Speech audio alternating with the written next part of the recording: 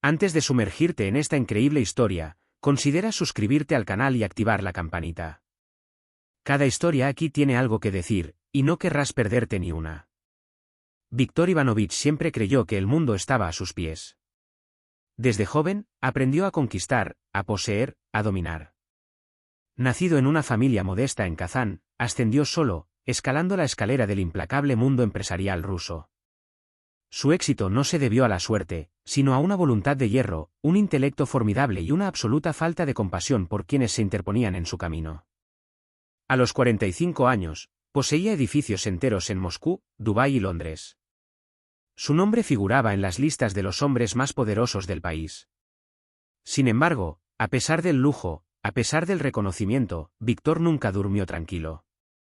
Su ático, encaramado en lo alto de una torre de cristal con vistas al río Moscova, no era más que una jaula dorada. Las paredes resonaban con el silencio de la ausencia. Sus antiguos amigos se habían transformado en socios interesados, sus colaboradores en cortesanos. Su esposa, Irina, lo había abandonado 3 años antes, llevándose consigo las últimas chispas de calidez humana en su vida. Ya no ves a la gente, Viktor. La usas. Estás vacío, le había dicho antes de irse. Fue este vacío, este abismo interior, del que intentó escapar cuando aceptó una misión de valoración de tierras en Asia Central. Podría haber enviado a un subordinado, pero decidió ir él mismo. Quizás, inconscientemente, esperaba que el desierto lo sepultara o lo liberara. Tras unos días de observación infructuosa y cenas formales, decidió adentrarse solo en el desierto de Karakum, afirmando querer sumergirse en la tierra. Contrató a un guía local para que lo llevara a una aldea remota, pero, ávido de adrenalina y soledad, insistió en continuar solo con una excursión. Conducía un 4X4 con aire acondicionado y sobreequipado, como para reafirmar su dominio sobre los elementos. Pero el desierto no se puede controlar. Una falla repentina del sistema de refrigeración, un motor asfixiado por la arena, y el rey de las torres de Moscú se encontró atrapado en la nada. El sol era implacable, el calor aplastante. En pocas horas, Viktor había agotado su reserva de agua. Su teléfono, a pesar de todas las promesas del satélite, no tenía señal. Se hizo el silencio. Un silencio profundo, total, mineral. Un silencio que obligaba a pensar. Se quedó allí, en la cabaña carbonizada, sudando, delirando. Pensó en su padre, a quien había abandonado en una residencia de ancianos de provincias. En su madre, que había fallecido demasiado pronto sin que él pudiera despedirse. En su esposa, a quien había querido moldear a su imagen. En sí mismo. En el niño que nunca había sido, demasiado ocupado sobreviviendo. Comprendió que el desierto que lo rodeaba no era nada comparado con el que vivía en su interior. Y entonces, como un espejismo, apareció. Una figura frágil e irracional emergiendo del vacío. Caminaba sola, erguida a pesar del mordisco de la arena ardiente. Una joven, una sobreviviente. No era bella en el sentido mundano, pero poseía esa belleza cruda y esquiva forjada por la lucha y la resiliencia. Su cabello oscuro se pegaba a su rostro enrojecido por el sol.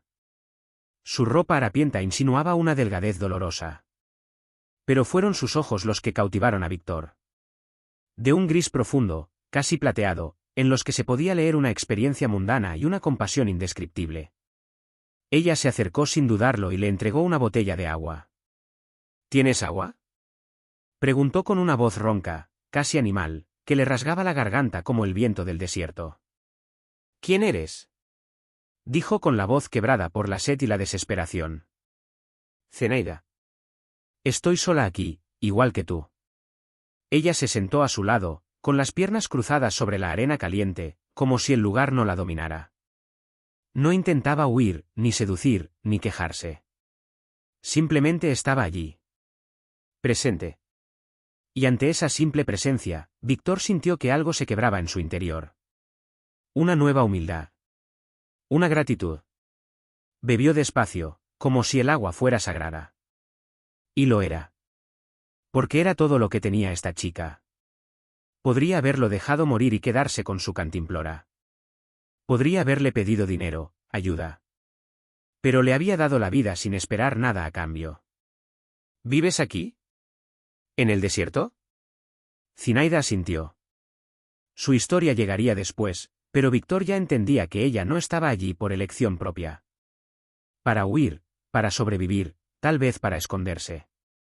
Pero no para vivir. No así. ¿Por qué me ayudas? Ella lo miró durante un largo rato y luego simplemente dijo.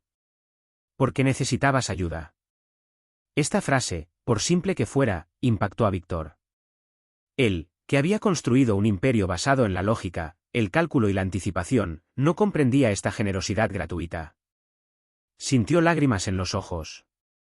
¿Cuántos años habían pasado desde la última vez que lloró? Con el paso de las horas, Víctor sintió que su estado se estabilizaba gradualmente gracias a los cuidados y la presencia de la niña. Zinaida no hablaba mucho, pero cada gesto parecía impregnado de una sabiduría ancestral, casi mística. Sabía cuándo necesitaba silencio, cuándo debía beber, cuándo debía dormir.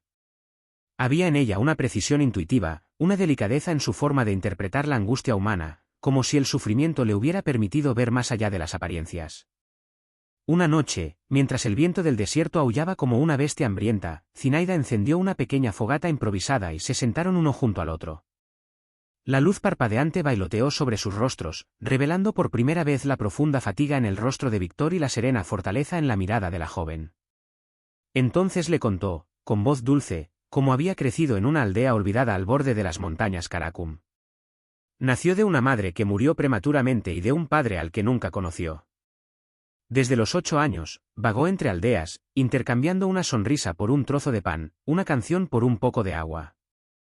No mendigaba, decía, intercambiaba, compartía. Se negaba a ser una víctima. Su dignidad residía en su relación con la naturaleza, con la tierra, con el viento abrasador que esculpía las dunas como el dolor moldea a las personas. El desierto es duro, pero nunca miente, susurró, mirando las estrellas. Se lleva todo lo falso. Deja solo lo que realmente eres. Víctor, abrumado por estas palabras, sintió que un nudo invisible se le aflojaba en el pecho. Toda su vida se había protegido tras muros de cristal, números y contratos. Había construido torres, poseído islas, aplastado a sus competidores. Pero allí, en este desierto árido, era solo un hombre perdido, y esta joven harapienta era, a sus ojos, la persona más rica que había conocido. Zinaida le enseñó a sobrevivir, a usar un trozo de tela para condensar el rocío, a reconocer las huellas de un pozo medio seco, a caminar sin agotarse a la sombra de las dunas. También le enseñó a observar el silencio de la mañana, la danza de los escarabajos en la arena, los cambios de luz a lo largo del día. Cada detalle se convertía en un milagro, una forma de oración silenciosa. Durante esos días suspendidos en el tiempo, Víctor ya no pensaba en su negocio, sus cuentas bancarias ni su imperio. Sentía la piel quemada por el sol, los músculos doloridos, pero por primera vez en años, se sentía vivo. Verdaderamente vivo. Y, sobre todo, ya no estaba solo. Cuando por fin un grupo de nómadas los descubrió, Víctor había cambiado. Ya no era el hombre arrogante que se había bajado de su todoterreno, seguro de su poder. Era un hombre humilde y agradecido, imbuido de esa seriedad que solo conocen quienes han estado a punto de morir, no de hambre ni de sed, sino de indiferencia interior. Los nómadas lo ayudaron a reparar su vehículo y le ofrecieron agua, pan y ropa limpia. Antes de partir, se dirigió a Zinaida, con el corazón apesadumbrado, dividido entre la necesidad de irse y el deseo de quedarse. Me salvaste, dijo, con los ojos brillantes de una emoción que nunca se había atrevido a mostrar. No solo aquí. Me salvaste de un desierto mucho más grande que este. Zinaida sonrió, una sonrisa lenta, profunda, casi antigua. El desierto no salva a nadie, Víctor Ivanovich, dijo con calma. Muestra lo que te niegas a ver. Tú eres quien decidió abrir los ojos. Hubo silencio por un momento. Luego añadió. Lo tenías todo, pero estabas vacío. Aquí, no tienes nada, y sin embargo estás lleno. Guarda eso dentro de ti. De regreso, Víctor guardó silencio. Pero este silencio ya no era de aburrimiento ni de vacío, sino de transformación interior. Recordó las palabras de Zinaida, la sequedad de la arena, la calidez de su voz. Algo en su interior había cambiado. De regreso a Moscú, puso a la venta varias de sus posesiones más extravagantes. Fundó una organización benéfica, financió escuelas en las regiones desérticas de Asia Central y creó un fondo para apoyar a los huérfanos.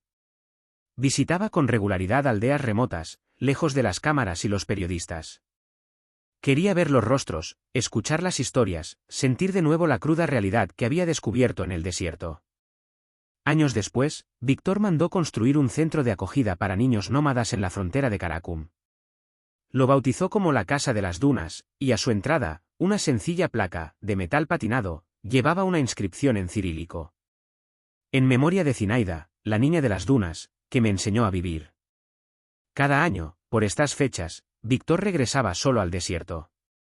Caminaba descalzo por la arena ardiente, miraba las estrellas y susurraba su nombre. Porque en el corazón del desierto, había encontrado algo más que la vida. Había encontrado su alma.